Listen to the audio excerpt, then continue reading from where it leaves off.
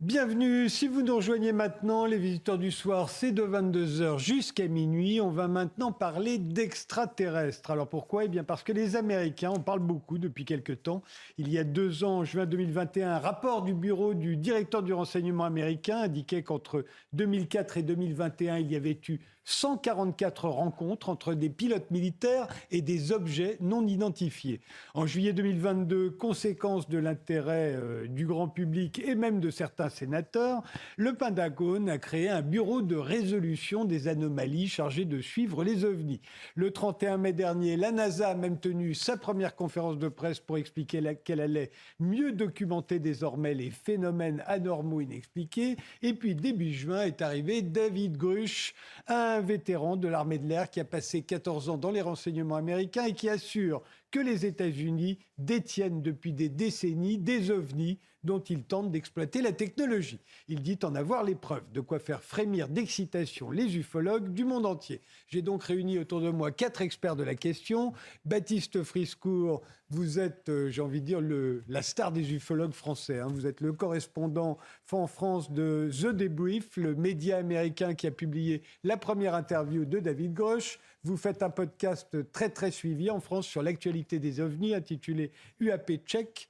Michael Vaillant, vous avez travaillé 15 ans au GEPAN, l'organisme officiel français chargé d'enquêter sur les ovnis, sous l'égide du CNES, le Centre national d'études spatiales. Vous êtes à présent consultant en phénomènes spatiaux non identifiés. David Elbaz, vous êtes astrophysicien au commissariat à l'énergie atomique. Vous y explorez les galaxies depuis la Terre.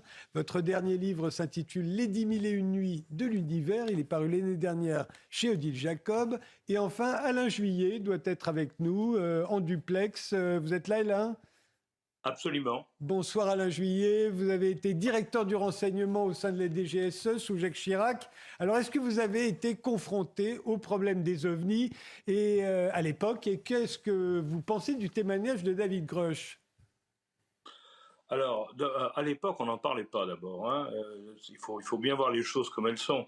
Ce qui s'est passé, c'est que depuis une quinzaine d'années, il y a une accélération de constat de ces phénomènes, et plus on arrive à avoir des mesures précises, ou assez précises en définitive, de ce que c'est, et par différents moyens, si vous voulez, on mesure l'infrarouge, la chaleur, les ultrasons, enfin tous les moyens possibles actuels de repérage font qu'on sait maintenant qu'il y a, les Américains l'ont confirmé encore récemment, la directrice générale du renseignement américain l'a confirmé, il y a aujourd'hui effectivement un certain nombre de cas dans lesquels on n'a pas d'explication.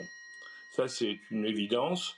À partir de là, en France, je pense que mes collègues en parleront, parce que là, le GEPAN fait un formidable travail, la gendarmerie nationale aussi.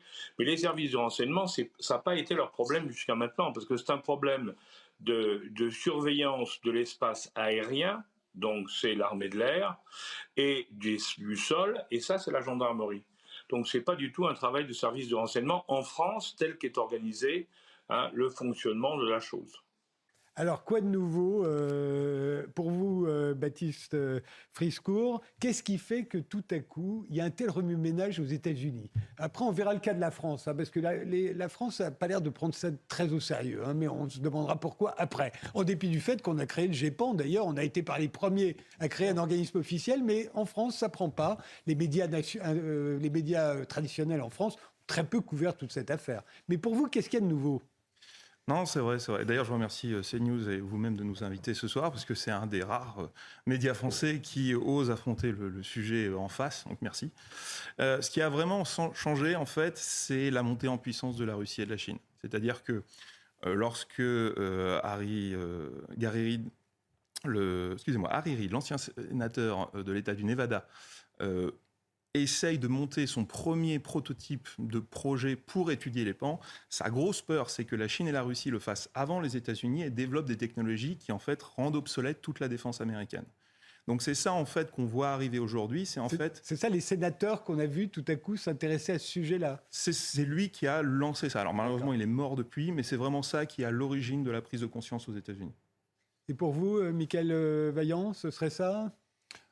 Je rejoins tout à fait Baptiste et je pense qu'il y a en plus, si vous voulez, eu des révélations progressives. C'est-à-dire qu'on a eu quelque part des sorties médiatiques il y a quelques années avec Luis Elizondo, on a vu apparaître des vidéos et progressivement, on a vu quelque chose se déglacer quelque part et pousser, j'ai envie de dire aussi, la question auprès des politiques et du Sénat américain. Et là, ils ont commencé à mettre en place effectivement des questions. Vous voulez dire que, comme le disait Alain Juillet, il y a de plus en plus de moyens d'enregistrer, de mesurer, qui fait que... Et puis il y a Internet aussi, où tout le monde est devenu émetteur, donc il y a de plus en plus de films. Alors il y a sûrement des films totalement bidons, il y a des films qui prêtent effectivement à beaucoup plus d'interrogations, mais face à ça, les politiques se sont sentis obligés de donner pour une fois des réponses, peut-être. Je pense qu'il y a eu effectivement cette sensation, en tout cas, qu'il y a une vraie prise en compte progressive et qui s'est faite à l'échelle politique, pour le coup, pour une fois, et aussi avec des éléments de langage particuliers. C'est-à-dire qu'ils ont commencé à parler, pour moi, de phénomènes aérospatiaux non identifiés. Ils ont arrêté de parler d'OVNI, Oui. qui est quelque chose de très important. Oui. Moi, je continue, mais c'est pour que tout le monde comprenne. Oui. Mais bien sûr, mais si je veux expliquer en 2 mots, quand on dit phénomène aérospatial non identifié, quelque part, on ne parle pas d'un objet forcément matériel et qui fait penser à quelque chose avec, j'ai envie de dire, en tôle et boulon, dans l'imagerie populaire, ou quelque chose qui vole, qui pourrait être conduit quelque part par un extraterrestre, si je devais caricaturer. Le mot phénomène est très important parce qu'il permet de mettre de la distance vis-à-vis des témoins et de protéger, parce que c'est quand même la problématique derrière, de protéger les éventuels témoins qui voudraient parler. On n'est pas en train de les stigmatiser, et ça aussi c'est quelque chose de très important, de les montrer du doigt et de commencer à dire « Oh là là, vous avez vu des extraterrestres ». Non, on dit simplement ils ont vu un phénomène, et après, il y a une analyse scientifique qui doit se faire. Donc là, il y a un vrai travail qui doit être engagé d'analyse, et d'analyse qui est quelque part rationnelle. C'est-à-dire qu'on n'est pas en train d'annoncer que ce sont des extraterrestres qui débarquent, on est simplement en train de dire il y a des phénomènes, et il y a des phénomènes à comprendre. David Elbaz, j'ai l'impression que pour les astrophysiciens, le monde a changé il y a 50 ou 60 ans. La probabilité qu'il y ait une autre vie que la nôtre était assez faible, étant donné ce que l'on savait du cosmos. Aujourd'hui, ça s'est complètement inversé. On a découvert tellement de galaxies, tellement d'exoplanètes, que la probabilité qu'il n'y ait pas d'autre vie que la nôtre est extrêmement faible. Je me trompe? Je crois que c'est le... Vous avez raison. On voit des planètes autour de toutes les étoiles qui nous entourent. Alors, est-ce que dans le passé, on pensait qu'il ne pouvait pas y avoir de la vie ailleurs? Vous savez que quand on a demandé à Michael Collins à quoi il pensait quand il était en orbite autour de la Lune et que Armstrong et Aldrin ont mis le premier pas sur la Lune, il a dit à des souris blanches. Pourquoi? Parce que quand il est rentré sur Terre, il n'est pas retourné voir sa femme, il a été en quarantaine avec des souris blanches pour voir s'il ne ramenait pas des bactéries qui viendraient de la Lune. Donc on imaginait quand même cette possibilité-là. Il y a même Fredol qui pensait qu'on pouvait attraper... Les bactéries, c'est de la vie. De la vie, voilà. Il pensait même qu'on pouvait attraper des rhumes cosmiques. La panspermie, la théorie de la vie. Alors maintenant, ce qu'on voit, c'est qu'il y a des planètes partout dans l'univers, et on s'interroge, on essaye de les explorer, on explore leurs atmosphères, etc. Donc là, on ne parle pas du tout, bien sûr, de voyage d'une planète à l'autre, on parle simplement d'explorer la possibilité qu'il y ait de la vie ailleurs. Juste un chiffre. On pense qu'il y a à peu près 10 milliards dans notre seule galaxie de planètes qui pourraient avoir de l'eau liquide elles sont dans des conditions où elles pourraient avoir de l'eau liquide, donc on appelle ça des planètes habitables, pour être potentiellement habitables. Si toutes ces planètes étaient habitées, avec les moyens technologiques actuels, nous ne saurions pas si elles le sont, et même si elles avaient une civilisation comme la nôtre. Donc on en est quand même dans une situation où on est dans une capacité très rudimentaire d'exploration de l'univers. Voilà. Ça, c'est par rapport à ça. Maintenant, par rapport à David Grusch, si je peux dire quelque chose, c'est que ce qui m'a surpris dans ce témoignage-là, moi je pense que pour nous, en tant que scientifiques, il faut être capable, même si on n'a pas de théorie pour expliquer ça, il faut être capable d'accepter l'impossible. Sinon, on ne peut pas trouver quelque chose de nouveau. Néanmoins, comme disait Carl Sagan, si on veut une découverte extraordinaire, il faut des preuves extraordinaires. Là, on a quelqu'un qui donne un élément de seconde main, et qui, lorsqu'il est interrogé, donne des théories comme ça viendrait peut-être du multivers, etc. Et ça me trouble un petit peu, parce que ça, c'est exactement la mythologie populaire du moment, dans les films Marvel, hein, avec le multivers, etc. Et donc, j'avoue que je suis un peu déstabilisé par le fait qu'il y ait seconde main, aucune information, et des extrapolations de type multivers qui sont exactement dans la culture populaire de ce que vous voyez dans tous les films.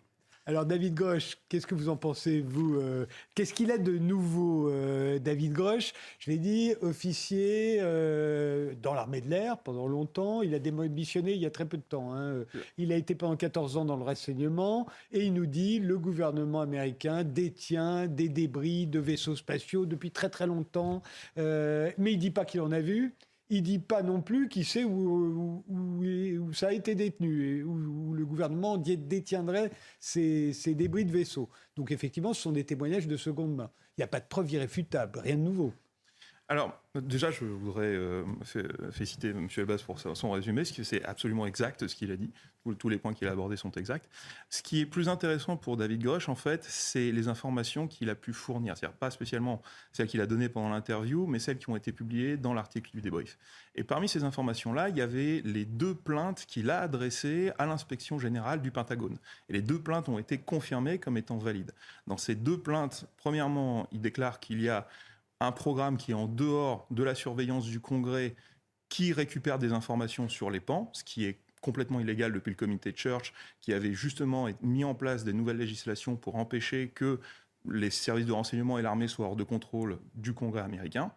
Et d'autre part, que ce groupe s'est attaqué à lui-même. Et cette plainte a aussi été confirmée. On a le cabinet d'avocats qui a confirmé qu'il l'avait défendu contre les attaques d'autres groupes. Donc on a ça qui est nouveau en plus, c'est-à-dire qu'on a l'inspection générale du Pentagone qui a validé ces éléments-là. Comment est-ce qu'elle l'a validé ? En fait, elle a convoqué les témoins de premier plan qui font partie de ces programmes secrets, donc qui ne peuvent pas parler publiquement, mais qui peuvent parler à l'inspection générale. Et c'est là où elle a pu confirmer au Congrès que oui, il y avait vraiment ces éléments-là, décrits par Grosh, qui se passaient dans la réalité. Michael Valiant ? La question ? Non, sur l'affaire Grosh lui-même, qu'est-ce qu'il apporte de nouveau ? Pourquoi est-ce que tout à coup, tout le monde a l'air de le trouver si intéressant ? Très précisément, c'est un contexte, c'est-à-dire qu'effectivement, cette commission sénatoriale a mis en place un cadre qui permet maintenant aux whistleblowers, aux lanceurs d'alerte de parler, ce qui n'était pas le cas il y a quelques mois, et donc qui fournit aujourd'hui un contexte où ces personnes-là vont pouvoir venir s'exprimer. Et David Grosh est certainement le premier d'entre eux. Et il va y en avoir d'autres qui vont venir et qui vont aller certainement continuer à renforcer, je suppose, ces allégations. Donc ça va être quand même très très intéressant à suivre dans les tout petits mois qui vont venir, d'une part. Et d'autre part, effectivement, pour rebondir sur ce point que vous évoquiez à propos de David Grosh, je pense qu'il faut toujours se méfier aussi de ces témoins. Et c'était le cas, par exemple, de témoins au GEPAN. Ils ont leur vision ou leur interprétation des faits, c'est une chose. Et ils ont, quelque part, les faits qu'ils rapportent et qu'ils ont observés.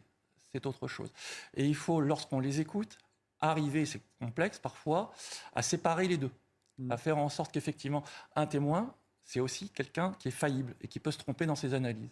Mais néanmoins, il a des choses intéressantes à raconter qu'il faut pouvoir vérifier et analyser froidement, j'ai envie de dire. Alain Juillet, un mot sur David Grosh ? Moi, d'abord, je partage ce qui a été dit, mais je voudrais préciser 2 choses quand même. Ce qui est intéressant dans ce qu'il a dit, c'est qu'il a, en définitive, il a affirmé, et ça a été confirmé, puisqu'il y a eu des plaintes, comme ça vient d'être expliqué, qui ont été acceptées. Il a donc donné des éléments en disant qu'effectivement, les Américains détenaient des morceaux, alors on ne sait pas de quelle taille, il y a des interprétations diverses, mais de ces fameux objets non identifiés. Ça, c'est un point important. Pourquoi ? Parce que derrière même l'acceptation de la plainte, le Congrès américain a levé l'interdiction de secret, ça c'est très important, sur cette affaire-là. C'est-à-dire que toute personne aux États-Unis qui est au courant, qui a été mêlée ou qui est au cœur de cette affaire, peut venir témoigner au Congrès sans risquer de se faire accuser d'avoir violé le secret de défense nationale. Donc ça veut dire que les Américains prennent ça très au sérieux.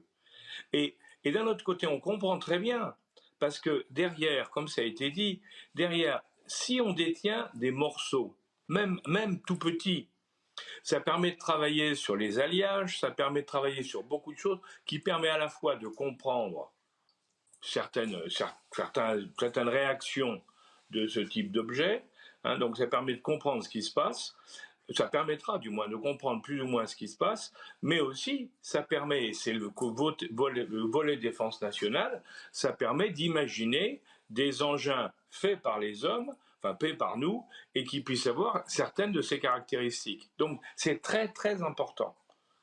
Et on comprend que ça peut être un domaine ultra secret, protégé, probablement d'ailleurs qui est un domaine qui dépend de l'Air Force, puisque l'Air Force américaine, c'est les seuls qui n'ont jamais parlé de ces problèmes-là, contrairement à la marine et contrairement aux autres. Donc c'est probablement là-dedans que ça se passe.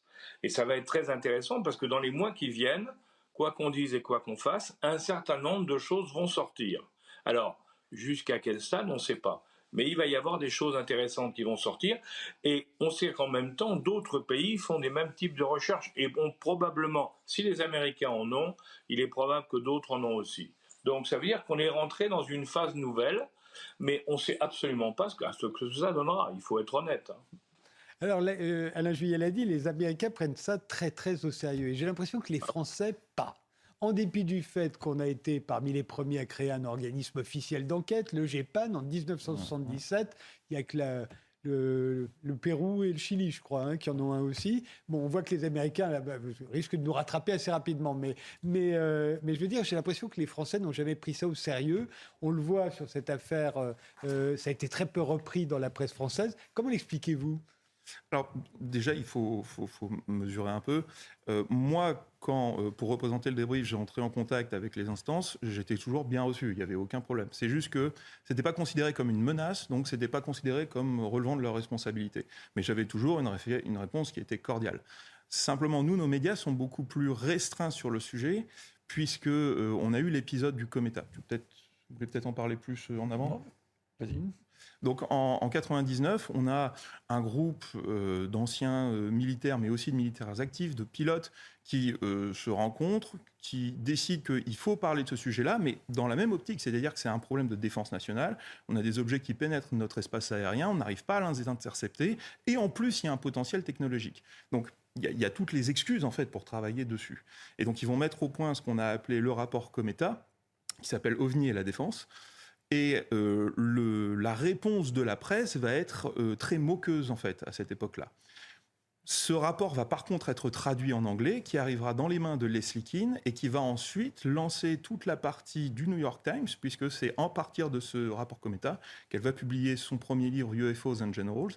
Et c'est là où va y avoir cet enchaînement qui va se dérouler quand elle rencontrera Louis. Quand on cherche sur Internet sur le rapport que vous citez, on dit qu'il était truffé d'aberrations, etc., que ce n'était pas sérieux scientifiquement. Enfin, on balaye ça d'un revers de main. C'est un rapport stratégique, très honnêtement. Aujourd'hui, il est considéré comme une référence par tous les pays qui travaillent sur le sujet. Michael Vaillant ? Je pense qu'il faut voir d'où on vient. C'est-à-dire qu'effectivement, c'est vrai que le sujet, ça fait 60 ans qu'on en parle, voire plus, 70 ans. Et finalement, moi, je vais être plus positif, qu'on a vachement progressé. Et que Vous parlez des Français, là. Je parle des Français. Et à l'échelle mondiale, c'est-à-dire que ça ne s'est jamais totalement arrêté. Si vous regardez les interviews qui étaient faites dans les années 60 par des journalistes, c'était terrible. Ils démontaient les témoins. Mais ils les démontaient, ils se moquaient d'eux. Vous avez en souvenir la soupe aux choux. On vient de là, quelque part. Et il a fallu, quelque part, des éléments de langage, comme je disais, les phénomènes aérospatiaux non identifiés. Il a fallu mettre en place de la méthodologie. Et ce qu'on voit aujourd'hui au travers du GEPAN, c'est que finalement, l'organisme, il est vachement respecté. On a, malgré tout, à l'échelle mondiale, une sacrée reconnaissance sur, effectivement, ce travail qui a été fait. Cependant, le travail du centre spatial, qui est un travail essentiellement d'investigation, doit être poursuivi normalement par un travail de recherche. C'est-à-dire que le centre spatial et le GEPAN en particulier se contentent, j'ai envie de dire, de fabriquer une base de données de phénomènes inexpliqués. Et la question, c'est qu'est-ce qu'on en fait ? Et qui va s'occuper de cette base de données ? Et l'autre question, bien sûr, derrière, après, c'est qui va s'occuper de cette base de données et comment ils vont s'en occuper, à quels scientifiques on va les donner. Et le problème, c'est qu'en l'absence, j'ai envie de dire, de processus scientifiques en dehors du centre spatial, car le centre spatial n'est pas là non plus pour faire de la recherche fondamentale, il est là pour faire de la recherche éventuellement sur des moyens spatiaux, mais pas, j'ai envie de dire, sur de la recherche fondamentale au sens prospective. Eh bien, ça n'existe pas aujourd'hui. Et c'est un peu la question que se pose finalement la NASA aujourd'hui, et se posent les Américains, de savoir qu'est-ce qu'il y a derrière ces phénomènes inexpliqués. Et donc, c'est effectivement de faire le pas d'après, voilà, qui va nous manquer, qu'on va chercher à faire.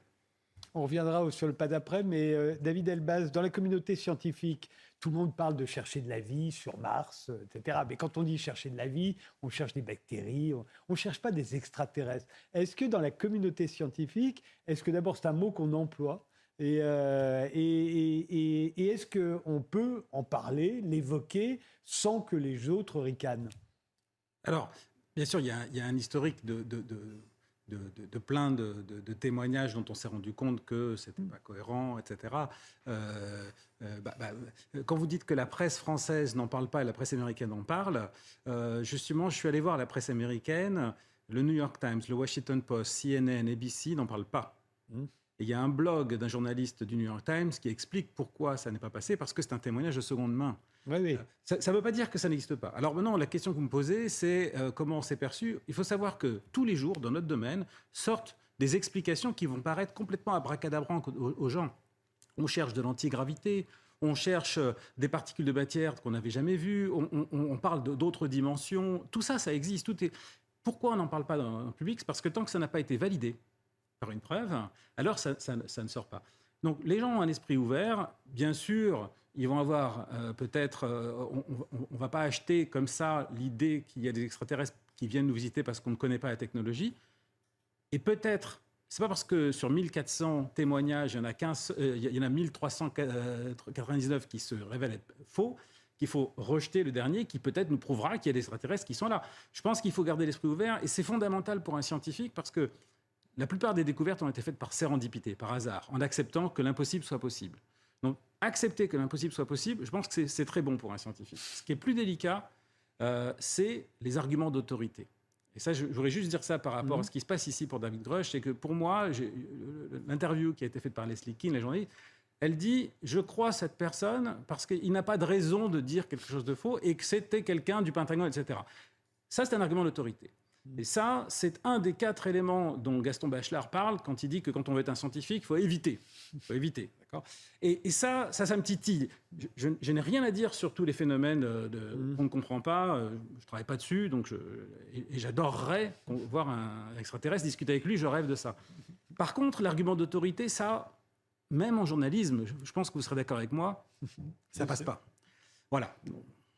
Baptiste Friskour, vous avez la tête dedans toute la journée. Vous parlez en plus un anglais impeccable. Vous traduisez en permanence ce qui se passe là-bas. Vous regardez toutes les vidéos qui sortent et il en sort constamment. Est-ce que vous avez l'impression que vous en avez déjà vu des extraterrestres? Est-ce que vous êtes persuadé d'avoir vu, parmi toutes ces vidéos, il y en a certaines qu'on prend plus au sérieux que les autres, est-ce que vous avez l'impression que vous en avez vu là?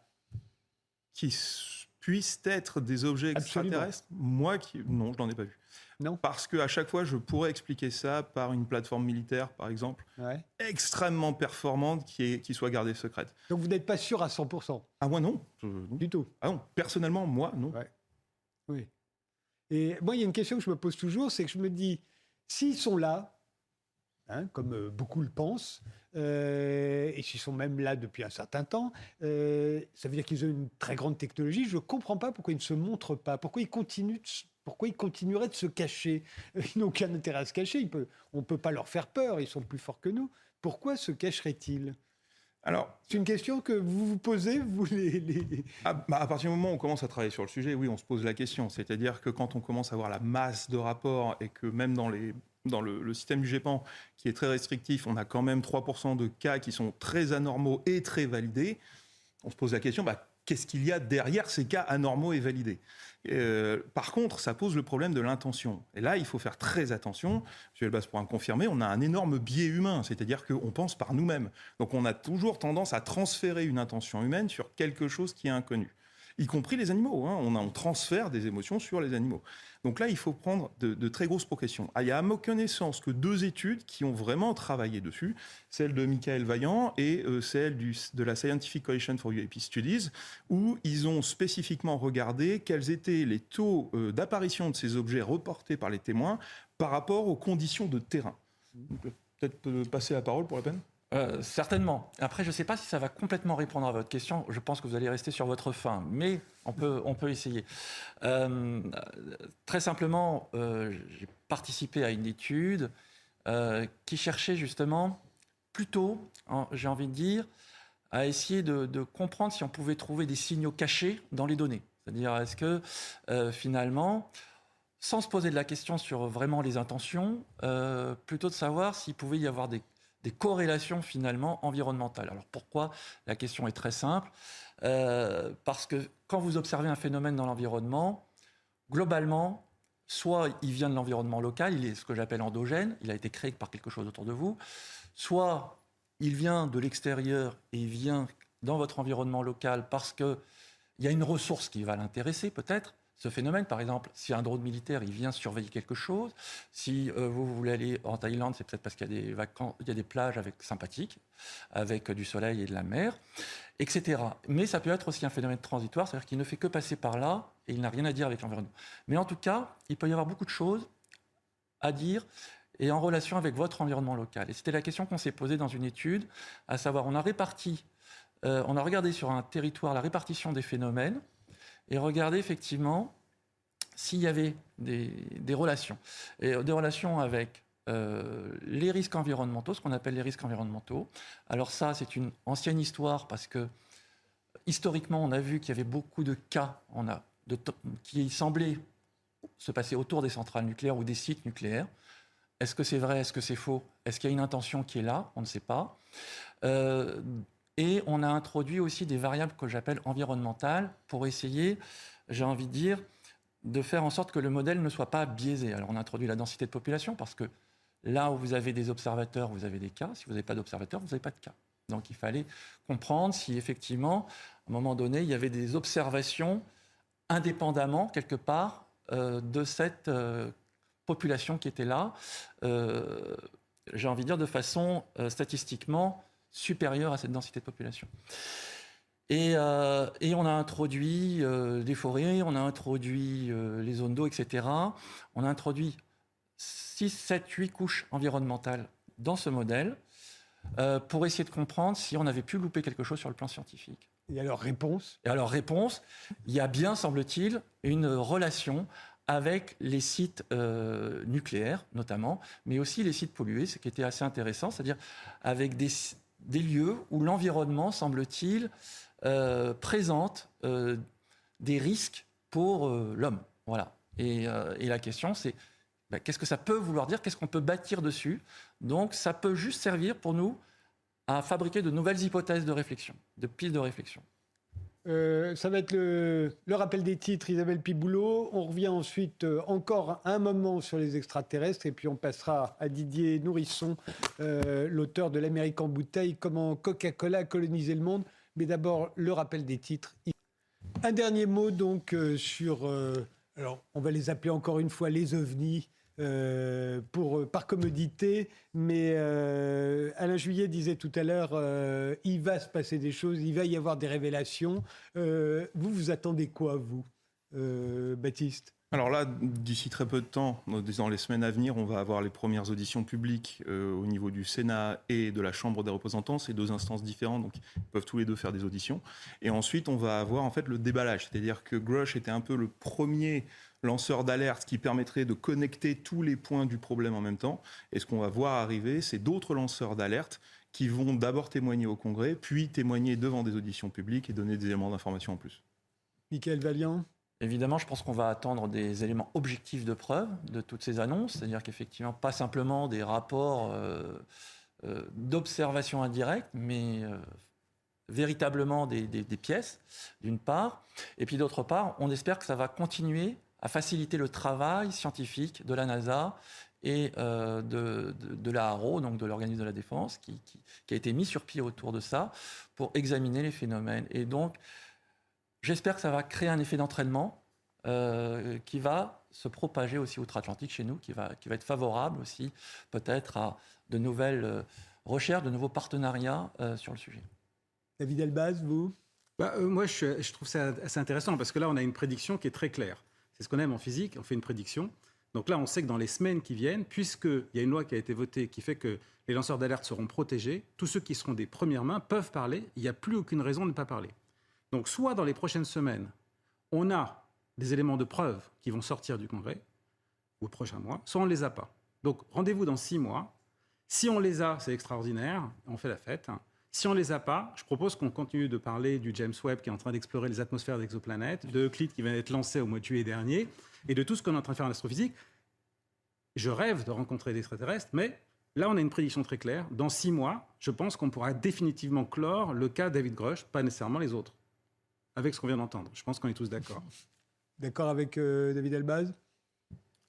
Je ne suis pas sûr que ce soit tout à fait fini Moi, pour David Grush. Je À un moment donné, il faut savoir trop mouiller vite. la chemise. Non, mais je veux dire, je ne suis pas à la place de David Grush, je suis mal placé pour dire qu'il est terminé dans 6 mois. Non, mais... Je pense que ça va être plus complexe, c'est-à-dire qu'effectivement ça va mettre du temps et que ça va se faire progressivement à la fois sur le plan scientifique et à la fois sur le plan probablement des, entre guillemets, révélations, en tout cas des informations qui vont sortir au fur et à mesure. Et Alain Juillet, on l'a perdu, c'est ça? Ah non, il est là. Alain Juillet, vous disiez tout à l'heure, dans les semaines, dans les mois qui viennent, il va se passer des tas de choses. Alors vous allez être attentif à qui et à quoi? Moi, je vais être très attentif à ce qui se passe au Congrès, parce que il ne faut pas oublier qu'il y a quand même quelques mois, la directrice du renseignement américain, Madame Payne, April Payne, a précisé qu'elle avait fait une enquête avec tous les services de renseignement américains et qu'elle avait découvert qu'un certain nombre de cas étaient inexplicables. Et donc, il y avait effectivement quelque chose. Elle ne savait pas quoi, mais il y avait quelque chose. Et il est évident que si, avec cette levée du secret, le Congrès récupère un certain nombre d'informations montrant qu'il existe des éléments d'engins particuliers qu'on ne connaît pas, évidemment, ça ouvrira sur la suite. Moi, je ne suis pas là en train de dire qu'on va découvrir les extraterrestres dans les 6 mois. Ce que je suis en train de dire, c'est que progressivement est en train de se construire une réalité que l'on doit connaître, qu'on doit reconnaître, et qui nous échappe totalement et sur laquelle on voudrait bien dans le futur comprendre de quoi elle est faite. Après, on verra.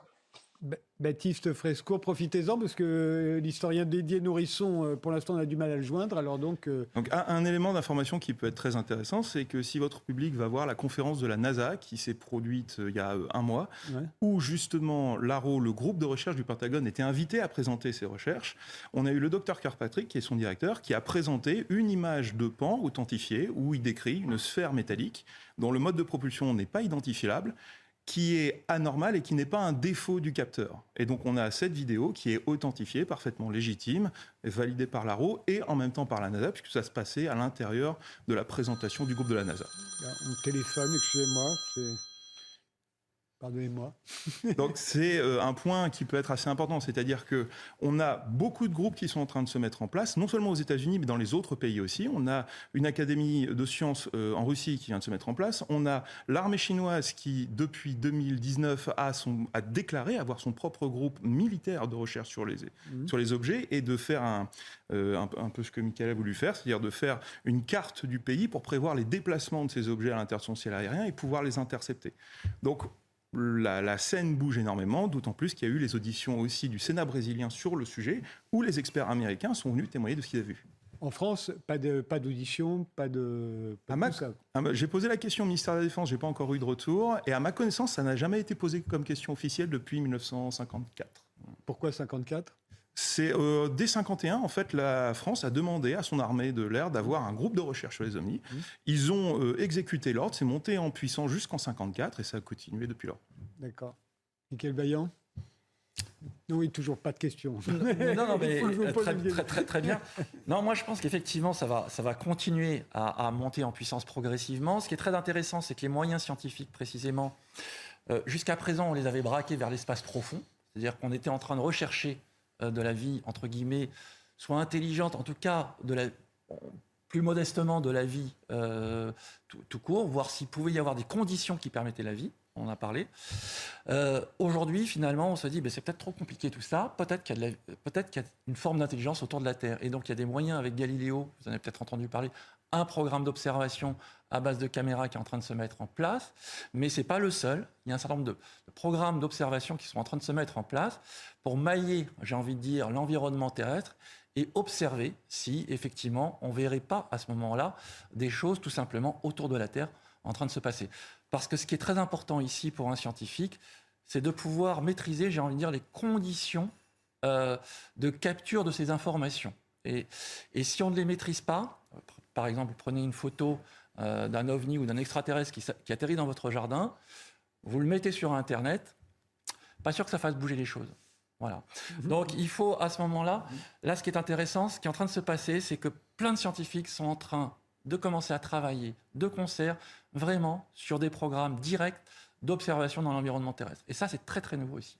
Vous êtes au courant de ça, David Elbaz? Non, mais parce que, bon, vous savez, on est spécialisé dans... Ouais. Non, mais parmi les scientifiques... Non, mais c'est pas de mon frère. La seule chose, c'est qu'il y a deux choses à distinguer. Je pense que là, quand on parle du cas spécifique, maintenant, là, de ce témoignage du 3 juin dernier de David Grush, il parle de ce qu'on appelle du reverse engineering. Ça veut dire quoi? Ça veut dire qu'on dispose d'un matériau extraterrestre avec une technologie sophistiquée, qu'on l'analyse pour pouvoir faire avancer la technologie de chez nous. On ne parle pas là d'avoir vu un phénomène dans le ciel qu'on ne comprend pas et qui pourrait être éventuellement... etc. Ce témoignage-là, c'est celui-là qui est de seconde main et qui a déjà eu lieu par une autre personne en 2017, qui a été présentée au Congrès. Et c'était il y a 6 ans, on n'en a pas entendu parler depuis. C'est ça qui, pour moi, qui ne suis pas du tout expert du domaine comme les deux autres invités, me titille un petit peu, voyez-vous, parce que c'est vraiment là, on a une technologie qu'on cache, on ne l'utilise pas non plus, parce qu'on n'a pas vu des super avions qui sortaient, quoi que ce soit. Et voilà, donc c'est deux choses différentes. Des témoignages alors, vous parliez d'extraterrestres qui ne nous parleraient pas, on parle d'hypothèse du zoo. Imaginez que vous soyez un extraterrestre assez intelligent, vous regardez la Terre, voyez ce qui se passe. Est-ce que vous-même, vous auriez envie de tout de suite entrer en communication ou vous les observez un petit peu avant? Bon, je sais pas. Au bout d'un moment, ils ont l'air de nous observer depuis longtemps, d'après ce que nous dit, y compris David Grush, qui nous dit que ça fait une éternité qu'on a une éternité. Alors, je vais faire une petite précision, parce que pour les gens qui ont vu Star Wars, par exemple, lorsque le héros de Star Wars quitte la planète et revient, tous les gens de la planète sont morts depuis des millénaires. Parce qu'avec la théorie de la relativité d'Einstein, lorsque vous voyagez dans l'espace à des vitesses comme ça, quand vous revenez, il s'est passé pour vous 1 an et pour eux des millénaires. Donc, un extraterrestre qui viendrait nous rendre visite samedi moins 200 avant Jésus-Christ, lorsqu'il revient pour lui 24 heures plus tard, on est aujourd'hui. Donc, il faut quand même qu'il se débrouille bien pour arriver... voilà. Oui, tout ça pose énormément de questions, effectivement. Et ça veut dire aussi, dernier point, il y a un article du Guardian qui dit que les extraterrestres ont quand même beaucoup de mal à se garer. Comment se fait-il qu'ils soient si mauvais à se garer? Parce que pour que vous ayez des accidents de vaisseaux extraterrestres dont vous récupérez les morceaux, sur l'autoroute, la probabilité que vous ayez un accident, elle est quand même assez faible et qu'il y ait des morts. Donc ça veut dire qu'il faut qu'il y ait beaucoup de circulation. Et donc, pour un accident, ça veut dire que vous avez des milliers d'ovnis qui sont là. Voilà. Donc, statistiquement, c'est intéressant à prendre en compte. Ce n'est pas une preuve de rien, c'est juste que si vous supposez qu'il y a du reverse engineering de vaisseaux extraterrestres sur Terre, ça change quand même beaucoup la donne, ce que dit David Grush. C'est une hypothèse qui est utilisée depuis assez longtemps d'ailleurs. Beaucoup pensent qu'en matière d'énergie, de métaux utilisés pour les vaisseaux de combat militaires notamment, on se serait inspiré de technologies extraterrestres. Alors, M. Elbaz sera plus adapté que moi pour répondre à cette question, mais de mon point de vue, c'est complètement faux, puisqu'on a la progression linéaire de la technologie. C'est-à-dire que de temps en temps, on fait des percées technologiques, évidemment, mais on n'a pas de rupture fondamentale de ce qu'on arrive à faire. C'est des progrès. On utilise toujours des avions. Oui. Et nos progrès sont explicables. Il y a pas eu un moment pour moi, ça marche pas. Technologique. C'est ça. Donc là-dessus, c'est pas vraiment un débat. C'est plus, on entrerait plus dans la théorie du complot où on cache des progrès technologiques. Ce serait pas vraiment réalisé de mon point de vue. Alain Juillet, là-dessus. Ah non, moi je pense que au point de vue de la défense, pour assurer notre défense de la meilleure manière possible, il est évident que s'il existe, entre guillemets, s'il existe des matériaux qui permettent d'être plus performants qu'aujourd'hui, c'est un progrès technique pour la défense et qu'il faut l'utiliser. Donc on comprend qu'il y a des s'ils ont eu récupéré des morceaux d'engins, c'est tout à fait normal que les techniciens essaient à partir de ça de reconstituer ou d'imaginer quels peuvent être les avantages du type, je sais pas, d'alliage ou ce que vous voudrez, ou alors peut-être le constat qu'il y a certains métaux utilisés qui n'existent pas sur Terre. Ça, c'est encore possible. Mais tout est possible. Mais comme on n'a pas d'informations, on ne sait pas. Maintenant, il y a quand même quelque chose qui est assez étonnant dans cette affaire, c'est que le dernier des lanceurs d'alerte, celui-là qui vient a quand même été plus loin, a exploré ou à informer sur un thème qui n'avait pas été traité par ses prédécesseurs. Hein, si vous prenez les principaux Américains en particulier qui ont parlé sur ces problèmes-là, comme Elizondo et d'autres, hein, aucun n'avait évoqué ces problèmes-là. Donc c'est quelque chose de nouveau. Et la question qu'on peut se poser, c'est pourquoi lui, après avoir quitté l'armée et les services, se met à en parler. Est-ce que c'est dans le cadre, alors là évidemment c'est l'histoire du complot toujours, est-ce que c'est dans le cadre d'une révélation progressive imaginée par les Américains pour leur population, pour à la fin dire bah écoutez il y a des choses qu'on ne sait pas mais il y a un risque chez nous, et puis ça c'est une possibilité, mais la deuxième c'est simplement que bah, peu à peu apparaissent une réalité nouvelle qui est différente de celle qu'on a pu imaginer jusqu'à maintenant et qui aura des conséquences au point de vue scientifique, là, c'est clair. Hein, parce que si on découvrait, on vérifiait un certain nombre d'hypothèses dont on parle, ben, ça pose sur le plan scientifique un certain nombre de problèmes parce qu'on ne sait pas y répondre aujourd'hui. Ça nous poserait aussi pas mal de problèmes métaphysiques tout à fait inédits. Ce serait assez intéressant aussi. Baptiste Friskour. Là-dessus, il y a deux éléments d'information qui sont quand même assez solides. C'est-à-dire qu'en 1949, on a le département de la défense de l'époque qui publie ce qu'ils appellent le mémorandum du Project Saucer, où ils définissent faire de la rétro-ingénierie. À l'époque, il n'y avait pas le même niveau de tabou, et ils définissent comment l'Air Force a mis en place un groupe pour récupérer des matériaux qui sont récupérés par les témoins en utilisant les agences de renseignement pour les récupérer, et ensuite utilise les laboratoires de l'Air Force pour essayer de trouver quel était l'engin dont c'était originaire. Dans ce même rapport, ils vont passer 3 pages à lister les différentes possibilités de vie à l'intérieur du système solaire. Donc c'était quelque chose qui était admis, y compris par l'armée de l'air. Le deuxième point d'information, c'est une autre partie du projet Galileo du docteur Avi Loeb d'Harvard. Donc le docteur Avi Loeb était président de la chaire d'astronomie d'Harvard, et il vient là de finir la première récupération de débris au fond marin d'un objet qui était, selon lui, interstellaire. Son hypothèse étant que cet objet était tellement résistant au choc avec l'atmosphère que cela pourrait être potentiellement une sonde extraterrestre qui se soit crashée. Là, les débris ont été récupérés, ils sont en train de passer. On les a vus, on a les premiers relevés, il y a de l'iridium à l'intérieur, il y a une proportion fer-cuivre qui est hors du commun par rapport à toutes les météorites qu'on a trouvées jusqu'ici. Donc c'est des recherches qui sont actuellement publiques, qui vont être publiées dans un journal scientifique à comité de relecture. Donc c'est aussi en train de sortir par la science, et c'est juste le projet le plus connu. Il y en a plein d'autres qui sont en train de se dérouler en même temps. Vous êtes au courant de ça? Oui, parce qu'en fait, c'est le phénomène Oumuamua, donc les visiteurs de l'espace, c'est un mot hawaïen. C'est-à-dire qu'en fait, jusqu'à présent, on ne connaissait que des météorites et des comètes qui voyageaient dans le système solaire. Et puis un jour, on a vu Oumuamua, cet objet qui venait d'un autre système solaire qui a été éjecté dans notre système et qui a traversé l'espace. Donc Avi Loeb a émis l'hypothèse, comme on ne voyait pas de queue de comète, que ça puisse être un vaisseau extraterrestre ou un débris de vaisseau extraterrestre.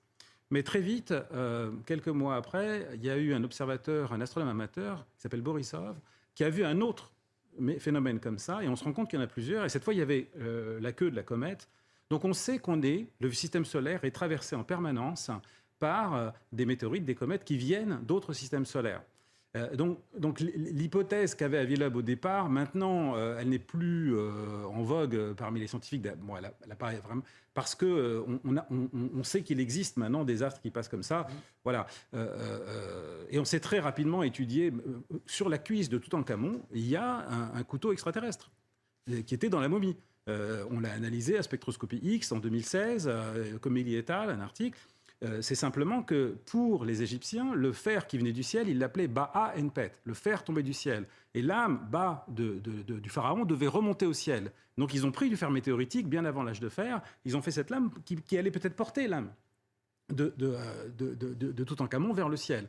Donc du fer extraterrestre avec un taux de nickel assez élevé par rapport à ce qu'on a sur Terre, on en a, etc. Pas pareil que la technologie, mais bien sûr. Ce sera le mot de la fin. Je vous remercie tous les 4 d'avoir participé à cette émission et de nous avoir éclairé sur un sujet dont on ne parle pas souvent sérieusement. Et ça a été le cas et c'était bien agréable. Merci encore. Merci de nous avoir suivis. Et rendez-vous au prochain numéro. Le prochain numéro, c'est demain. Et ce sera le dernier de la saison avant les vacances. À demain. Faites de bons rêves. Bonne nuit.